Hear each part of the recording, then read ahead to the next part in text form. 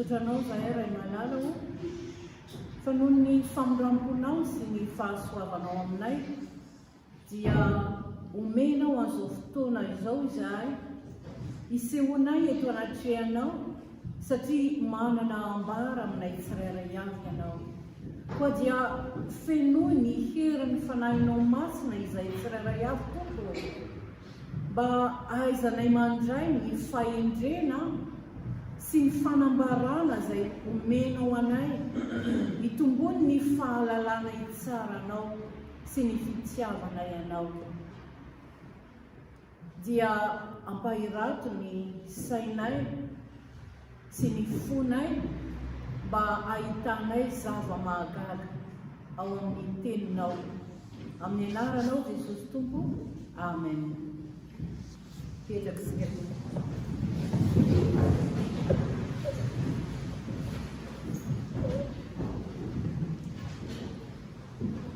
ny teny izay efa novakina teo no anorenana gitoroteny anio vakiko ny andinin'ny fahaefatra amby roapolo sy andinin'ny fahafito amby roapolo amin'ny anaran'i Jesosy fa Jesosy namaly ndraika nanao tamin'ny hoe anaka manahoana ny asarotry ny idirany matoky ny arena amin'ny fanjakan'Andriamanitra moramora kokoa ny idirany rameva amin'ny vody fanjaitra noho ny idirany manan-karena amin'ny fanjakan'Andriamanitra dia talanjona indrindra izy ka nanao tamin'ny hoe iza indray no azo vonjena fa Jesosy nijery azy ka nanao hoe raha amin'ny olona dia zavatra tsy hainy izany fa tsy mba tahaka izany amin'Andriamanitra fa ny zavatra rehetra dia hain'Andriamanitra.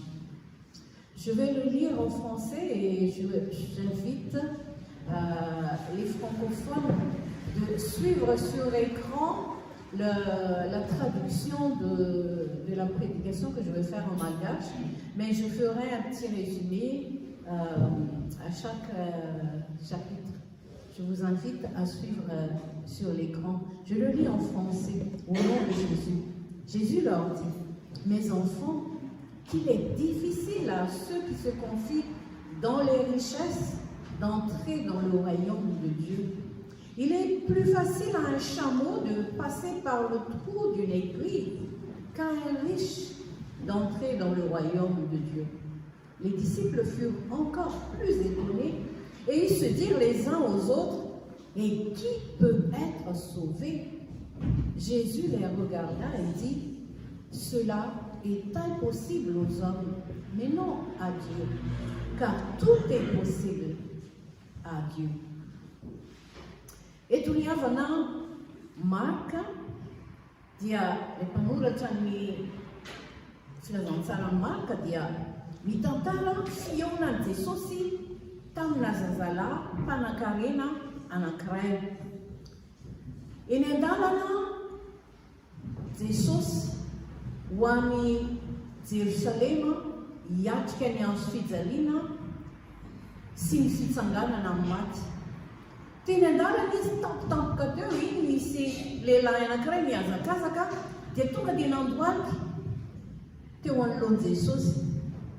Raha dinihana tsara reo filazantsara anankefatra, Matthieu, Marka, Luka, John, Matthieu ny anankitelo, Matthieu, Marka, Luka, dia Matthieu dia milaza fa hoe tanora io lehilahy io.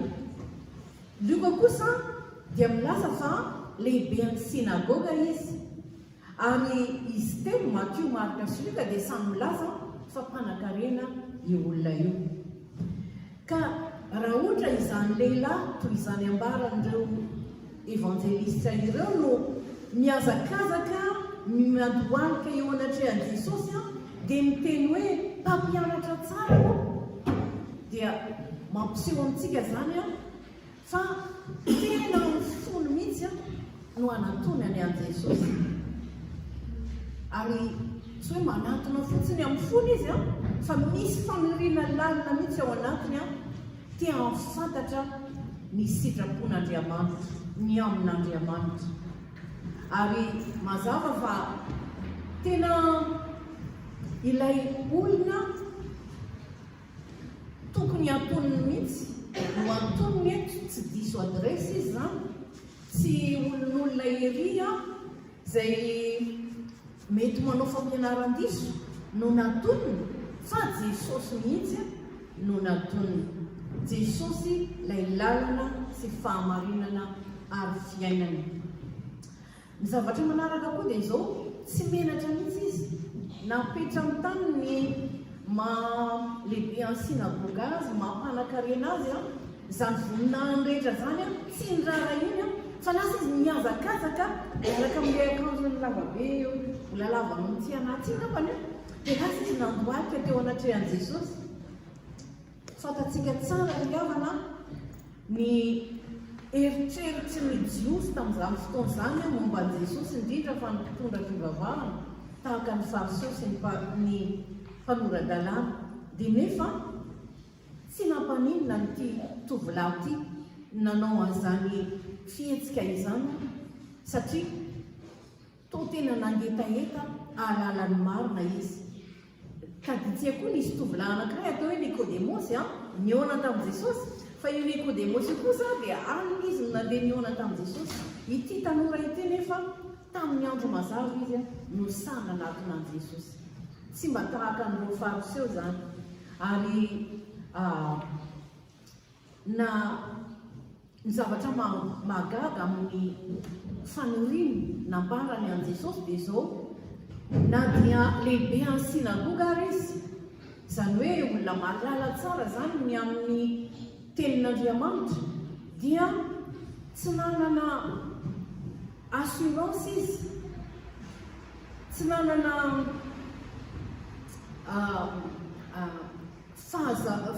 faharesen-dahatra tanteraka izy tao anatiny hoe ho azo ny fiainana mandrakizay. Zay ny problema izay. Dia tonga izy nanontany inona no atao hanovako fiainana mandrakizay, fanontaniana tena tsara fipetraka ilay izy, satria izy lehibe tao amin'izany fivavahana jiosy zany dia io fivavahana jiosy io dia mandeha amin'ilay atao hoe système légaliste, zany hoe ny lalàna fanaovana ny lalàna.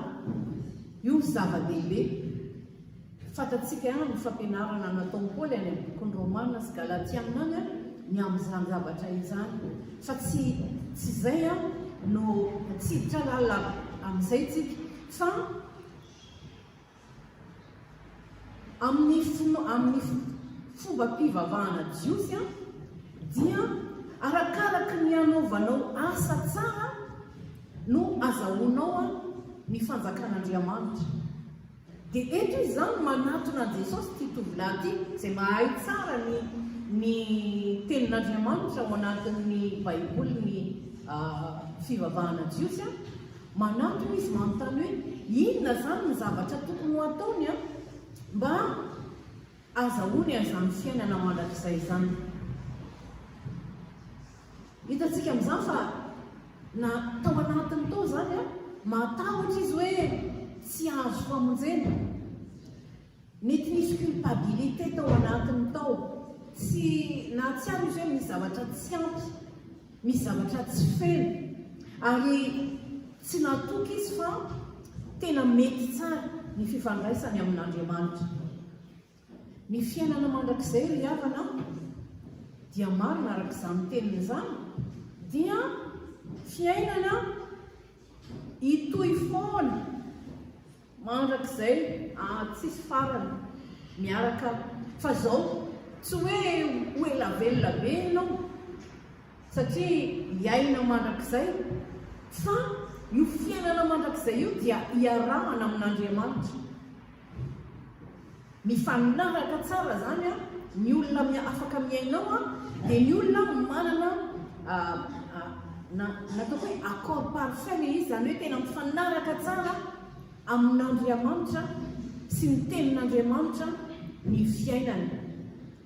Ary io fiainana io dia omen'Andriamanitra noho ny fahasoavana, tsy misy mérite io, tsy misy hoe satria navitan'izao dia omeny an'ity fiainana mandrakizay ity, fa fahasoavan'Andriamanitra no andraisana izany.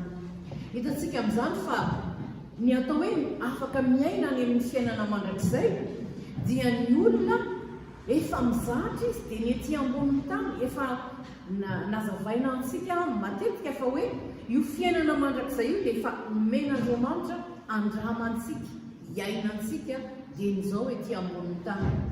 Ka raha tsy mizatra tsika ety ambonin'ny tany manao an'Andriamanitra voalohany eo amin'ny fiainantsika, ny atao hoe manao an'Andriamanitra voalohany eo amin'ny fiainana dia miankina amin'ny tanteraka ianao, dépendant anazy tanteraka ianao. Izany hoe na inona ataonao dia iresahanao aminy aloha, hitadiavanao aloha ny sitrapony, fa tsy hoe ataonao ny zavatra tianao atao dia rehefa latsaka ao anatin'ny problème ianao dia hoy izy ianao hoe Jesosy avy apio fa ny olona miomana tsara ao amin'izany fiainana mandrakizay izany dia ny olona manao an'Andriamanitra, manao an' Jesosy ho voalohany eo amin'ny fiainany, manaiky mifampiresaka aminy amin'ny alalan'ny vavaka sy ny tenin'Andriamanitra ary manaiky ho tarihany.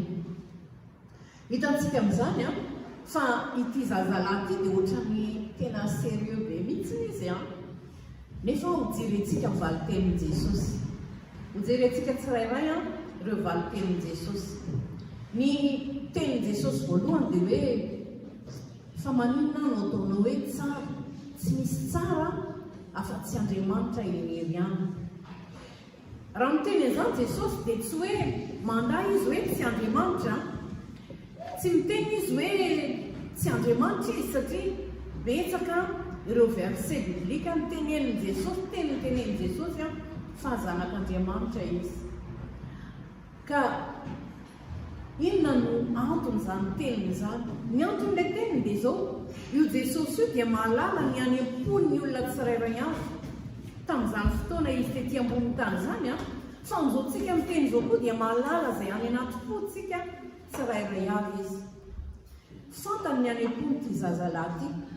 Ka rehefa miteny izy hoe mpampianatra tsara bon maître, dia izao le référence any amin'ilay hoe bon dia izy manao an'ilay asa tsara any amin'ny fiangonana jiosy araka ny zavatra nianarany izany. Ka Jesosy raha mampahatsiaro azy ny tapany faharoa amin'ny didy folo dia mizara roa, tapany voalohany, dimy voalohany miresaka ny amin'Andriamanitra, tapany faharoa ny didy fahaenina ka hatramin'ny fahafolo dia miresaka ny fifandraisan'ny olona samy olona. Nampahatsiaroviny Jesosy azy ny fanajana ilay tapany faharoa, izany hoe ilay fifandraisan'ny olona samy olona, dia ozy izy hoe mpampianatra izany rehetra izany dia efa mitandremako antony fony ahy mbola kely. Izay no nampianarina azy. Nefa fantatsika fa Jesosy dia nanakina foana hatrany hatrany, fa na dia miezaka amin'ny fomba ivelany azy, ireo fariseo sy mpanorandalàna mampiseho ety ivelany fa manaraka ny didin'Andriamanitra, ny any anatin'ny fony dia zavatra hafa ary mampitondra azy enta-mavesatra ho an'ny zanak'Israely, ho an'ny vahoakan'Andriamanitra. Noho izany ity zazalahy ity tahaka an'ireo mpitondra fivavahana jiosy dia mihevitra izy fa marina mandeha amin'ny fahamarinana ary tsara izy. Ary izay définition amin'ny tsara zay no nampiariny tamin'i Jesosy. Ny Jesosy anefa amin'ny maha-Andriamanitra azy dia tsy izay hoe tsara relatif ilay tsara resahana, relatif izany hoe miankina amin'ny zavatra miseho. Tsika zao tsika mihevitra tsika koa hoe manao tsara tsika indraindray, nefa miankina amin'ny zavatra miseho, miankina amin'ny circonstance izany na miankina amin'ny toe-po atsika dia izany ny olombelona. Fa eo anatrehan'Andriamanitra tsy izany.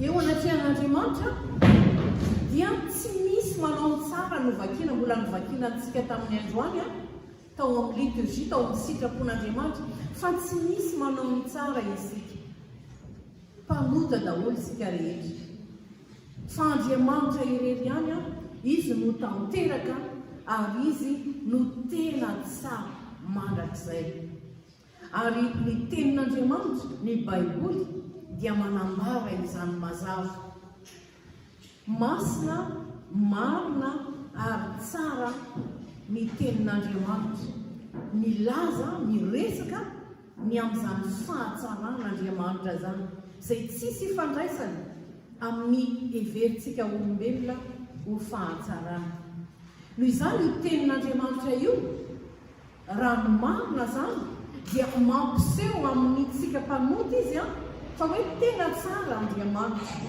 tena tsara tena tanteraka ny fahatsarana fa mampiseho koa io tenin'Andriamanitra io Baiboly io amintsika mpanota amintsika olombelona fa mpanota isika ratsy isika olombelona toetra nolovantsika hatrany amin'ny Adama sy Eva izany ary ny vokatra izany rehetra izany rehefa tsy manatona an Jesosy dia manjaka ao anaty ny culpabilité izany no mahatonga an'ireny olona mideprime reny mampatonga an'ilay olona mideprime reny mahatsiaro izy ao anatin'ny fony hoe misy zavatra tsy mety misy zavatra tsy mety amin'ny fiainany misy zavatra tsy tanteraka dia ino no mankarary ino no mahatonga an'ilay burn-out iny satria mahatsiaro hoe misy zavatra tsy ampy misy zavatra tsy tanteraka nefa itsika kristianina dia mahalala fa ny fanalavitan'i Jesosy no mahatonga izany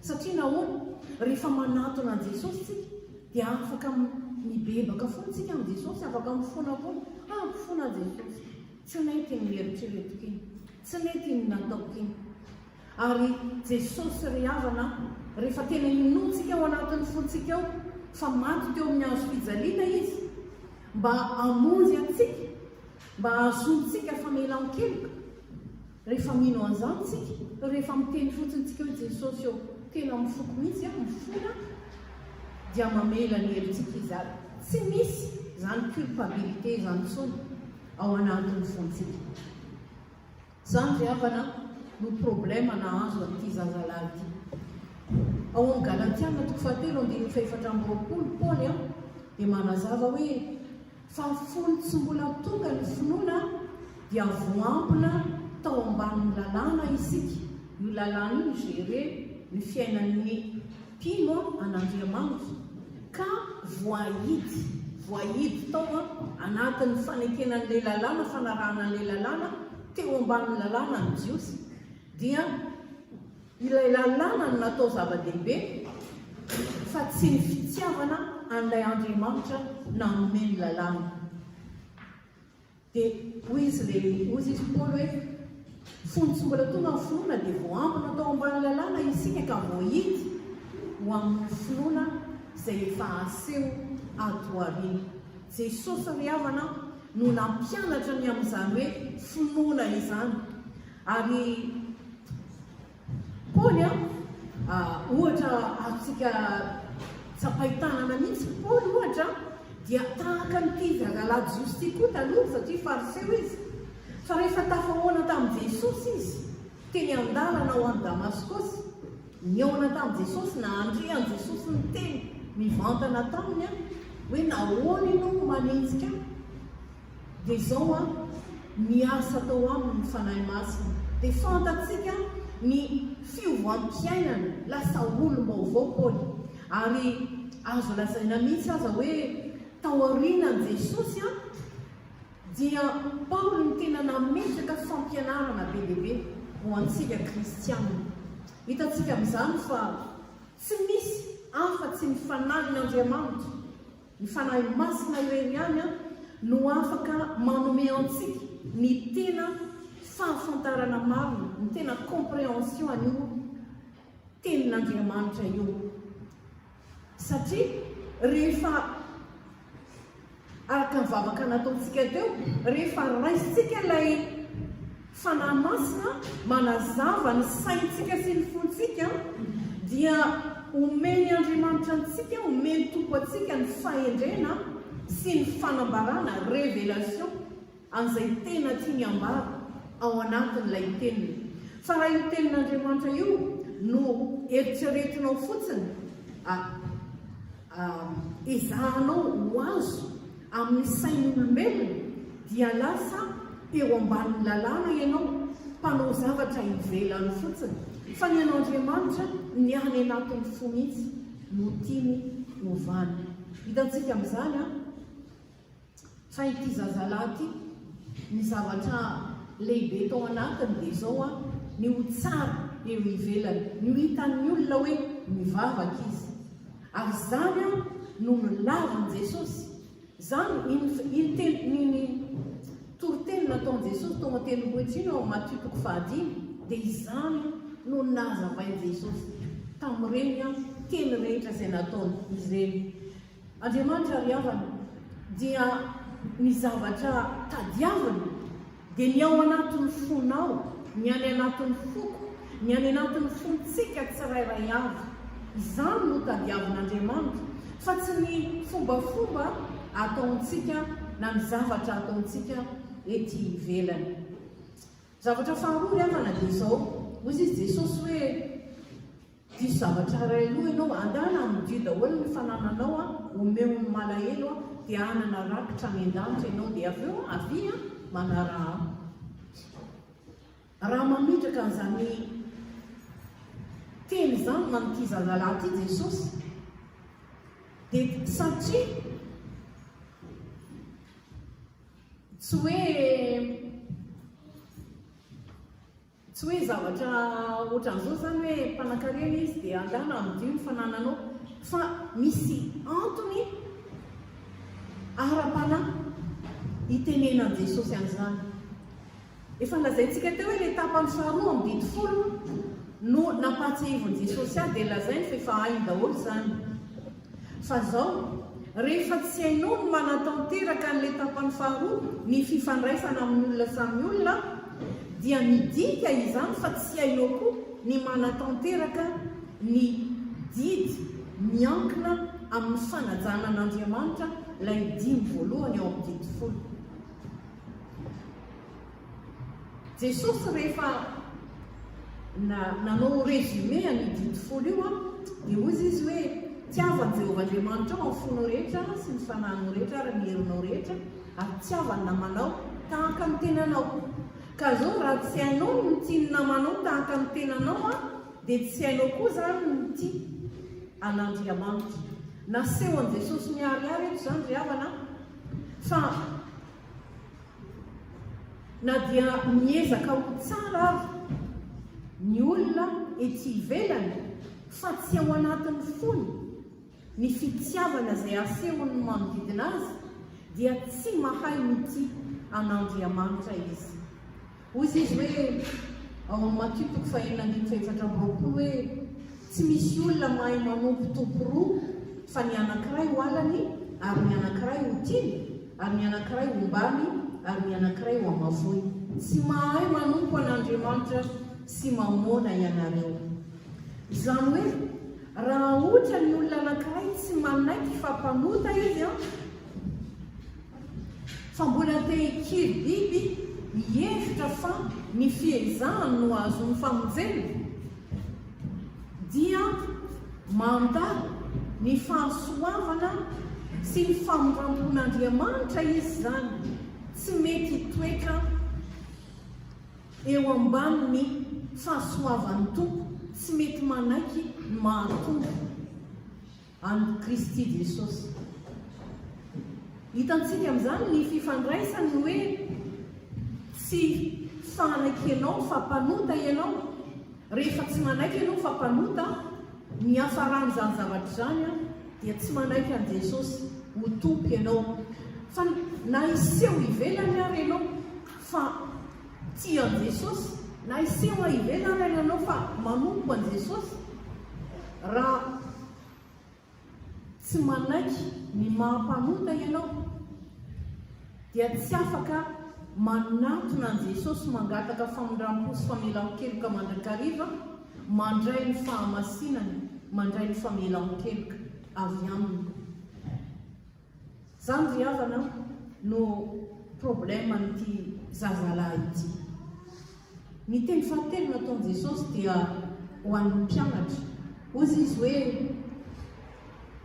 sarotra ho an'ny olona izay matoky ny hareny ny hiditra ao amin'ny fanjakan'Andriamanitra. Nalahelo Jesosy nahita ny tovolahy ity lasa nandeha, tsy nanaiky ny fampianarana izay nomeny azy. Ohatr'izany koa izy amintsika tsiraray avy, rehefa tsy manaiky ny fampianarana omeny azy, omeny antsikisika, izay raisitsika amin'ny fotoana rehetra tahaka ny amin'izao fotoana izao, malahelo Jesosy. Satria midikany izany hoe fandavana ny fitiavana, fandavana ny fahasoavana, fitiavana ny lalina, famindram-pony amintsika.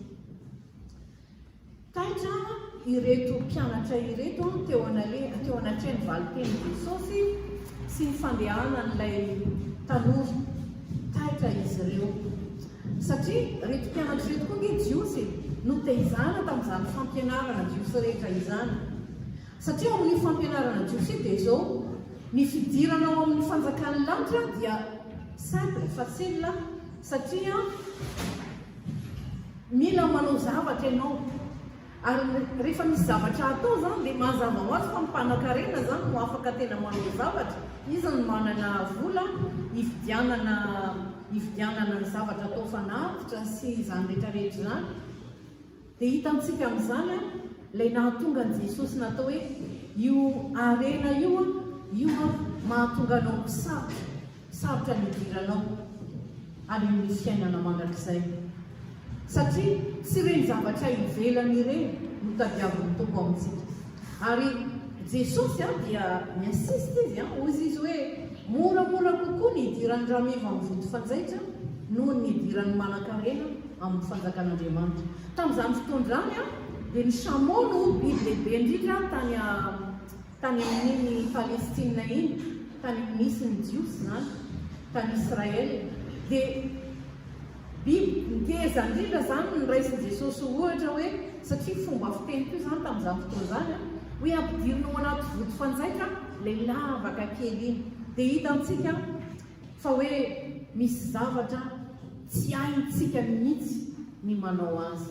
Ary izay ilay teny fahaefatra nataon'i Jesosy hoe tsy hain'ny olombelona izany, tsy hain'ireo olombelona izany, fa Andriamanitra irery ihany no mahay an'izany. Hain'Andriamanitra ny zavatra rehetra. Amarin'i Jesosy, tsipian'i Jesosy, amafisin'i Jesosy, fa tsy mahay mamonjy tena isika olombelona. Na manan-karena azy ianao, tsy haintsika ny mahazo izany fanjakan'ny lanitra izany amin'ny herintsika manokana na inona ataontsika. Fa ny mpanompo izay mahatsiaro ny otany eo anatrehan'ny tenin'Andriamanitra, ireny no maniry hiala amin'izany hoe culpabilité sy tahotra izany, te hanana fifandraisana tena marina amin'Andriamanitra. Ireny no mahazo famindram-po, mahazo famelan-keloka, mahazo fiadanana. Ary tsy ny condition anao, lazaintsika telo, tsy ny condition anao no idiranao any amin'ny fanjakan'ny lanitra. Tsy ny firaketanao amin'ny hoe za tsy maintsy izao. Fa raha mbola misy an'izany eo anatitsika, raha mbola tsy harintsika ireny fombatsika rehetrarehetra nolovantsika tamin'ny ray aman-drenitsika, tamin'ny fitaizanantsika, tamin'ny culturantsika ireny, raha tsy alaontsika ireny rehetra ireny, tsy afaka hiditra amin'ny fanjakan'Andriamanitra. Satria no lazaintsika teo fa miara-mipetraka amin'Andriamanitra tsika ao amin'izany fanjakan'Andriamanitra izany, ary ny fomban'Andriamanitra no atao any. Kokoa Jesosy hoe izay rehetra nandray an'i Jesosy dia nomeny hery ho tonga zanak'Andriamanitra. Dia izay nino ny anarany. Raha tsy Jesosy ry havana no manova ny fontsika, dia tsy afaka mahita izany famelan-keloka izany sika, tsy afaka mahita an'izany fiainana mandrakizay izany isika. Satria hoy izy hoe tsy izay nateraky ireo izay mandray an Jesosy zany a, lasa zanak'Andriamanitra mino ny anaran'i Jesosy, ary ireo dia izay tsy nateraky ny ra na ny sitrapony nofo na ny sitrapony olona fa nateraka Andriamanitra. Tahaka ny hoe vao nateraka indray, lasa olo-baovao, nouvelle création, ny olona izay matoky an Jesosy ka tsy miezaka anavy-tena fa miankina tanteraka amin'Andriamanitra. Taditsika koa ilay mpamory hetra, le publicain, le mpamory hetra, ny fariseo sy ny mpanorandalàna hoy izy Jesosy jereo ozy izy fa rehefa mivavaka ry zareo dia ataony hitany olona reo hoe mivavaka izy, fa ity mpamory hetra ity nivavaka dia hoy izy Jesosy milaza azy eo amin'ny Luka 7:17 hoe fa ilay mpamory hetra kosa nijanona teny lavitra eny sady tsy mety niandrandra ny lanitra akory fa nitehatratraka nanao hoe Andriamanitra mamondrafo amiko mpanoty. Izany ry havana no tadiavin'i Jesosy amintsika, izany anana izany fony bebaka izany ka hanatona an Jesosy Kristy izay efa maty teo amin'ny hazo fijaliana, manome antsika maimaim-poana araka ny habeny fahasoavany izany famelam-keloka izany sy ny fiainana mandrakizay. Résumé fotsiny amin'ny teny frantsay le izy misy donc on peut résumer ainsi tout ce que nous avons lu, si vous avez bien lu, donc ce qui a été affiché sur la projection. Quand le jeune homme me dit qu'il appelle Jésus bon maître, sa définition du bon, c'est le bon qui est relatif à nous, êtres humains. Nous, on est bon quand les circonstances sont bonnes, quand nos sentiments sont bons, quand on est dans la joie, on peut être bon. Mais quand ce mot bon, quand il est appliqué à Dieu, donc à Jésus, c'est une définition absolue. C'est un bon absolu. Il n'y a que Dieu qui est parfaitement bon et éternellement bon. Et cette bonté de Dieu, nous ne le découvrirons que dans la Bible. C'est la Bible qui en parle. Mais en même temps aussi, c'est dans la Bible que nous pouvons découvrir que nous sommes pécheurs. Et puis, son conseil à ce jeune homme qui dit, il te manque une chose, va vendre ce que tu as, donne-le aux pauvres et tu auras un trésor dans le ciel, puis viens et suis-moi. C'est un conseil. Mais au fond de ce conseil, ce que Jésus veut dire, c'est que si tu dis que tu sais pratiquer les 5 derniers commandements des lois de Dieu, et pourtant tu le fais hypocritement devant les hommes, mais au fond de ton cœur, ce n'est pas du tout ce que tu pratiques. Ça veut dire que si tu ne sais pas aimer les autres, comme disait Jésus, aimer les autres comme soi-même, tu ne sais pas aussi aimer Dieu de tout ton cœur, de toute ton âme et de toute ta force. C'est le conseil, c'est l'enseignement que Jésus veut transmettre par ce conseil qu'il a donné à ce jeune homme. Et ça nous rappelle qu'il faut que nous reconnaissons notre état de pécheur, que nous continuons, que sinon, si nous continuons à croire que c'est par nos bonnes œuvres que nous aurons la vie éternelle, nous ne pouvons pas nous abandonner à la grâce de Dieu, à la miséricorde de Dieu. Nous ne pouvons pas nous soumettre à la Seigneurie de Christ. Et ça nous éloigne de la vie éternelle, comme ce qui s'est passé pour ce jeune homme. Et puis Jésus donne un enseignement aux disciples. Mes enfants, qu'il est difficile à ceux qui se confient dans les richesses d'entrer dans le royaume de Dieu. Il a pris l'exemple du chameau, c'est le plus gros animal, le plus grand des animaux de l'époque en Palestine. Il voulait dire que c'est impossible, c'est impossible. Et pour cela, le système des Juifs qui dit que plus vous faites des choses, vous donnez des offrandes, des aumônes, vous faites beaucoup de sacrifices, c'est comme cela que vous allez hériter la vie éternelle. Et tout à fait faux, et n'est pas du tout la conception de Dieu quand il a donné sa parole.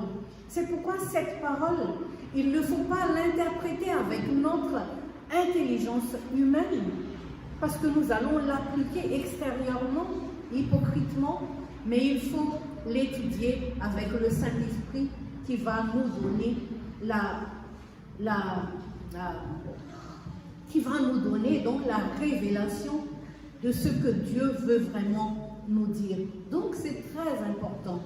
Et après, Jésus explique que cela est impossible aux hommes, mais non à Dieu, car tout est possible à Dieu.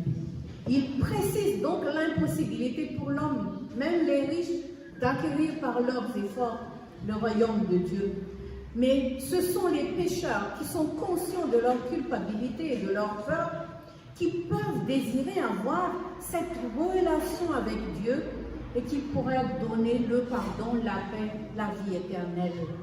On ne peut pas venir à Dieu avec nos conditions à nous, notre légalité à nous, nos cultures à nous, tout ce que nous avons hérité dans ce monde. Mais seul Dieu peut nous transformer. Les pécheurs ne peuvent pas gagner le salut par leur volonté ou leurs efforts personnels. Dans Jérémie, il est écrit « Un Éthiopien peut-il changer sa peau? Et un léopard peut-il changer ses taches? De même, pourriez-vous faire le bien, vous qui êtes accoutumés à faire le mal? Seul le Seigneur peut changer notre cœur. Et quand il change notre cœur, nous pouvons croire en Christ. Et c'est pour cela que Jésus même, il dit que si vous voulez avoir la vie éternelle, croyez en lui. À Dieu seul soit la gloire. Nous prions. Merci Seigneur pour ta parole qui nous appelle à mettre toute notre foi, notre confiance en toi et te suivre comme ton conseil pour ce jeune homme riche. Merci, parce que cela est difficile pour nous, êtres humains, parce qu'avec tout ce que nous avons acquis comme culture, comme intelligence dans ce monde, nous voulons marcher avec notre intelligence. Mais toi, tu as une sagesse plus grande que notre sagesse. Seigneur Jésus, nous te prions, donne-nous ta sagesse, donne-nous la révélation de ta parole chaque jour de notre vie, afin que nous puissions t'aimer davantage et te connaître davantage. Et que tu nous accordes aussi ton Saint-Esprit à chaque instant pour illuminer notre intelligence et notre cœur, afin que nous marchions selon ta volonté, pour ta gloire. Au nom de Jésus. Amen.